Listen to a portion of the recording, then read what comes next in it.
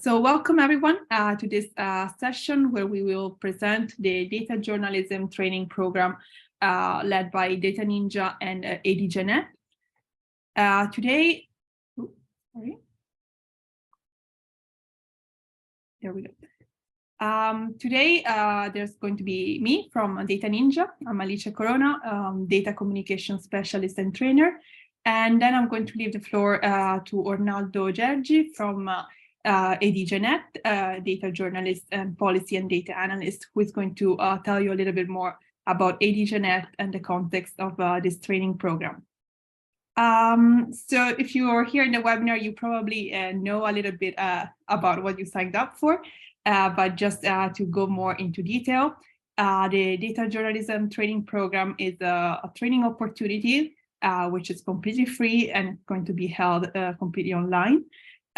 It will run from September 2023. So in these months, we're just going to do a few sessions like this to explain the program and showcase some speakers and some people who work in data journalism, just as an inspiration about what you can do by learning these skills.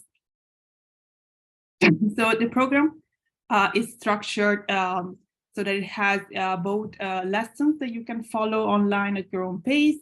It also has quizzes and some interactive elements to assess your learning progress. It has live workshops. It has a community on Slack where you can ask questions and learn from your peers or from the tutors you are assigned during the program.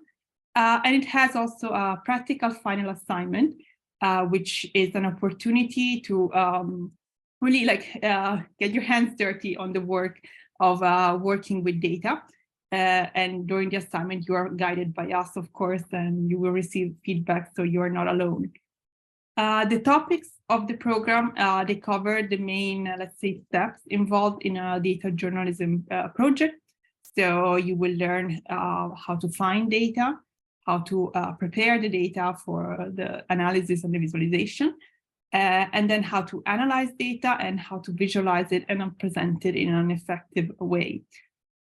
Other than just learning from the material we offer you, we have created also a template to allow you to work on an actual data journalism project that you want to work on by following the steps and the guidelines that we provide. And this project you work on, you will receive feedback and review from us so that you can finalize it into a slide deck that you can use to pitch your project ideas. And the best project ideas, they will be selected and be invited to present during a closing ceremony, which will have also key industry players in data journalism and EDJNet partners. So that you can pitch your ideas, and the best selected ideas will begin a matchmaking process to eventually perhaps lead to the publication of the piece. We have included in the slides, which you will receive at the end of the session, also some examples from last year, so you can see what they're about. And so, for example, a student last year worked on women feminicide in Turkey. So she analyzed data about patterns in who was being murdered and by whom. And so she's working on this project right now and bringing it further. And another student, for example, worked on the names of the moon, let's say, landmarks. So satellites, craters. And she looked at who were the people these places were named after and where they were from. So she did this analysis on, let's say, the demographics of the people behind the names of the lunar features. So this is just a quick overview of what you are going to do during the program once it starts. So both practical sessions and more theoretical let's say, knowledge. And the program, as I said, will start in September. It will run, let's say, up to July of 2024. Although you can start at any moment. You can also complete it earlier than July. So there's going to be a first closing ceremony where you can present your project if you have completed it in February. So it's a month-long process, but you're free to follow it at your own pace and decide when to graduate from the program, let's say. So yes, this was a quick overview of the program. We are available also at the end of the session to answer questions or anything else you would like to know more.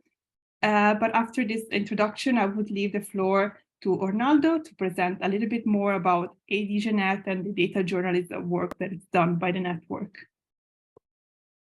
Thank you, Alice, for this presentation, and on behalf of Dataninja for organizing this training, and also thank to all the participants today. I will share my screen. I have a very short presentation, I promise, in order to introduce to you what EDJNet is and what do we do and why we decided to, let's say, join forces with Dataninja to offer this training course.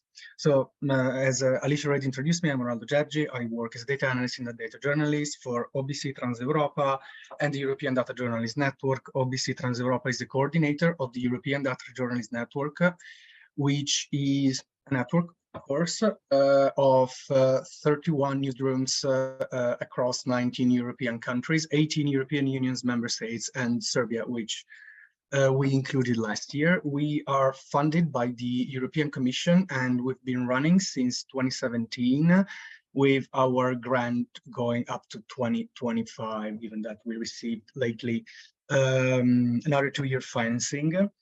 And we've been, of course, growing and changing within this year, but in brief, we can say that EDJNet works as a collaborative community. We bring together dozens of journalists, analysts, designers, developers from Europe, of course, all the people that work in the 31 newsrooms that are part of the network, and we try to create collaborative stories using data in order to explain European affairs and explore European affairs also. And most of our investigation, if not virtually almost all of them lately, have been collaborative transnational data journalist investigation. And we also work as a news aggregator, publishing content for free in several languages. We work in a way that all the outputs that are produced within the EDJNet network and through the financing of the European Data Journalist Network are published for free in our website and are translated in English and other languages if the original article, let's say, wasn't written in English, so that we can ensure the greatest possible reach within the European Union and beyond for the stories that are produced within the network, and to reach, of course, the public, opinion maker, decision maker, and kind of things. We also work as a source of data and tools and other resources, which we freely provide to journalists, in a way that the data that we produce or collect for an investigation is usually always made available for free to everyone who would like to use it. And we also provide, let's say, guides, tools to use these data in order to facilitate the work of journalists in Europe and beyond, to use data, not necessarily our data, in order to write more impactful and more impactful stories. And finally, we are a learning hub actively promoting data literacy. We do that in many ways, of course, through tools and resources. We explain the methodology we use beyond the data. And finally, let's say last but not least, through these very data journalist training program, which I think has been quite successful last year. And I think it will be even more successful in this other edition. And as Alicia said in the beginning, what we intended to do and are trying to do right now, besides training people who would like to use data for journalism or communication, is also to, let's say, besides giving you a passive training, also giving you an active training. So all the process of creating a data pitch, finding a story from a data set that you choose because you maybe might like the topic or are interested in a certain data set.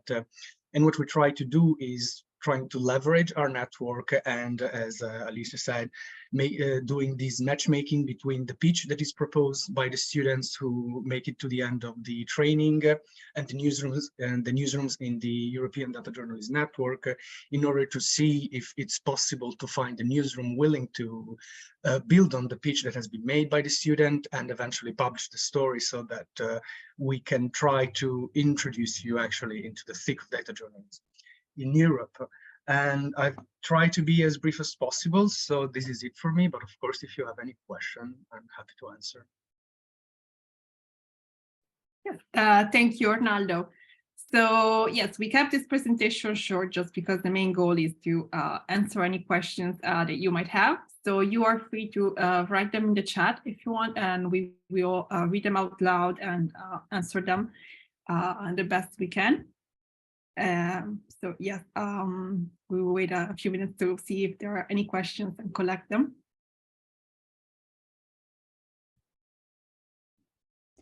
Meanwhile, I can start with a question from our channel, which is how we can choose the topic of our final project in, the data pitches.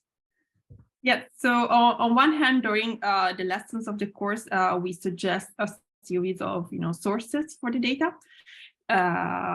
open data that you can use freely. So that is a one inspiration source.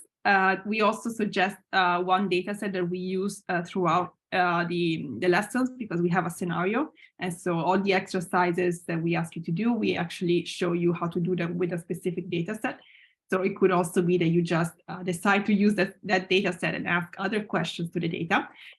We will also showcase some projects done by partners of the European Data Journalism Network. So that is also another source of inspiration. Like one of the projects we showed, the one about the moon features, was inspired by a talk we did for the participants, showcasing the project Mapping Diversity by EDJNet. So there are, throughout the course, a series of suggestions about choosing a topic. And then we will also try to encourage working in groups. So when you have decided on a specific project, there's going to be a session where you talk about your idea. And so there's going to be other students of the program listening and sharing ideas. And so perhaps this is an occasion to say, okay, that person is doing a cool project, I would like to help him or her out. And so you form a group based on a shared interest. So we don't tell you exactly what to do, but we try to give you as many inputs as possible so that you can brainstorm your ideas for the project.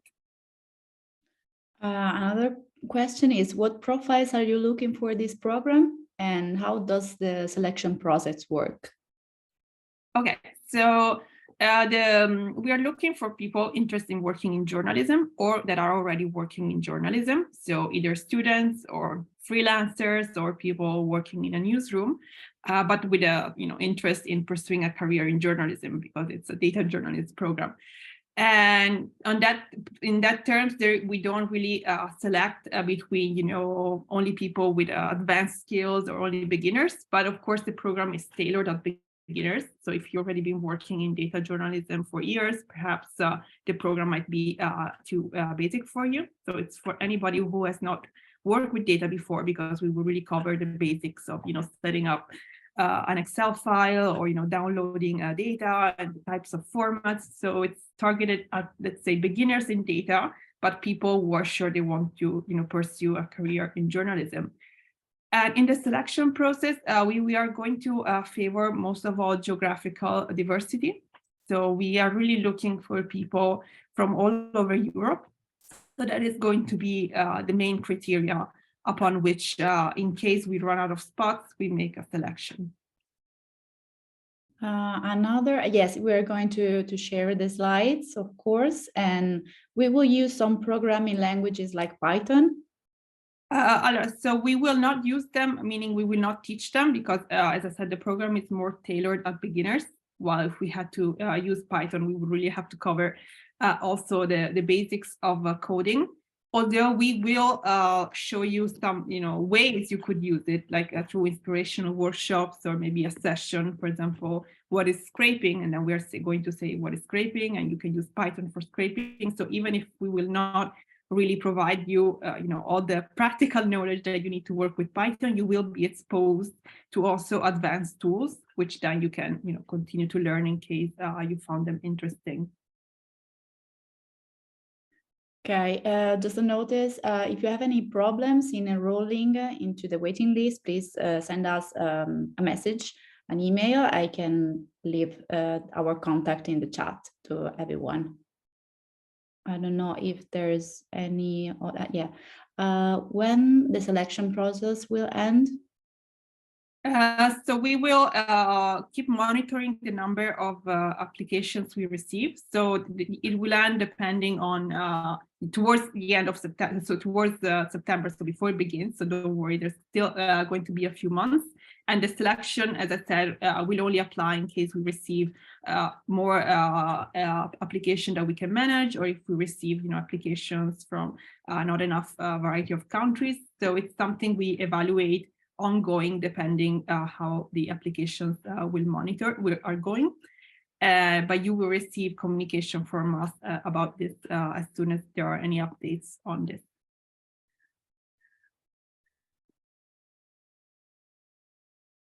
How is the program demanding time-wise? So it really depends on you, meaning it's not very demanding time-wise in terms of following the learning content we provide. And also you have from September to July, so you have potentially a lot of time to complete it at your own pace. So, you can do 1 hour a day for a month, you can do 1 hour a week, and then it becomes longer. So the learning content is not very demanding. The most demanding part, of course, is the project work.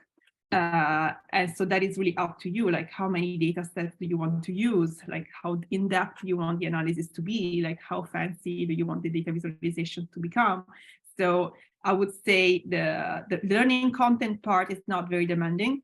You can follow it, at your own pace in between, lunch breaks at work, whatever suits your needs. Then the most demanding part is something you can manage depending on your time availability. Okay, we can leave you some minutes if others' question is coming too. Anyway, you will receive the registration of this webinar with the slides and any other information you may need. You should have received also the landing page address, and there's pretty all the information you can find on the course, and we're always available to resolve any issues you may have to enroll.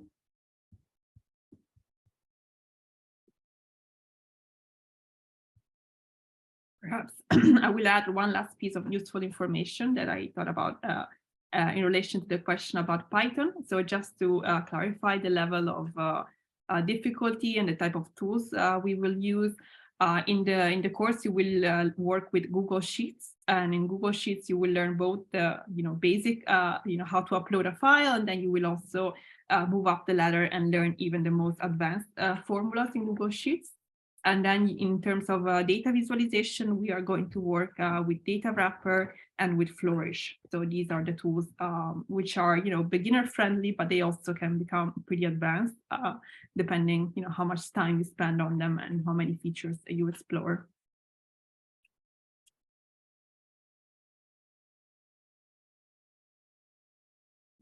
Okay, I think we've done with the question. Okay, and in any case, you can always reach out to us, our email address, if other things come up in the meantime.